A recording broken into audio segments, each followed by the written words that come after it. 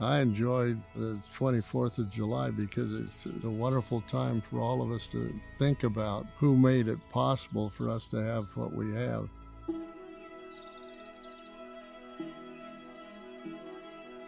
You're celebrating the day that these wagons made their way into the valley in Brigham Young, knowing where Joseph wanted him to come. When he saw the valley, said, "This is the place." When they came in here, I think they claimed there was one tree, and was a barren place. I imagine those who looked at this valley, who left the beauties of the East, and then have Brigham Young say, "Well, this is it." It must have been it must have been a really shock for some of them. Well, he saw what it would become, and here it is, a beautiful city.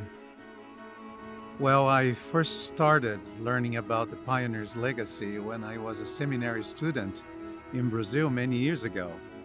And I was really inspired by their courage, their stories, their experiences, the trials they face in their lives to help us understand what we can do in our lives today.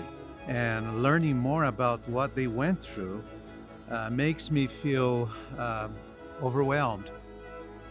I marvel that the majority of the pioneers were children. Those precious children of all ages, the hardships and the challenges that they faced.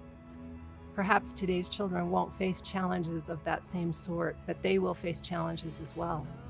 And our children can look to those children and realize it was hard for them. They did hard things. What a legacy that is, following their parents' example, doing what they were asked to do, and keeping their faith strong in Jesus Christ. We ought to all have our hearts filled with appreciation for our pioneer forefathers who made it possible for us to have what we have. The pioneers in Brazil mean a lot to me because they paved the way for me.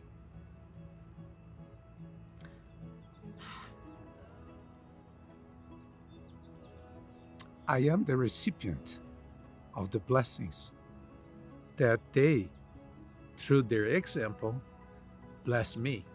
So they helped us to see beyond our eyes. They helped us to see our future. So I own much of what is happening today in my life to these wonderful people. We are a global faith of brothers and sisters, young and old.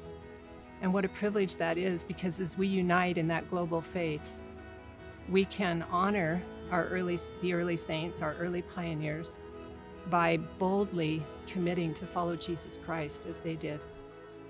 What we're celebrating is really the life and ministry of the Lord Jesus Christ, and the fact that he inspired early pioneer leaders to find this great valley and settle it for us to live in. And in the crossroads of the West, we now are saying it's the crossroads of the world because of the missionary effort that we've had that's gone all over the world out of these valleys and carried this message to the four corners of the earth.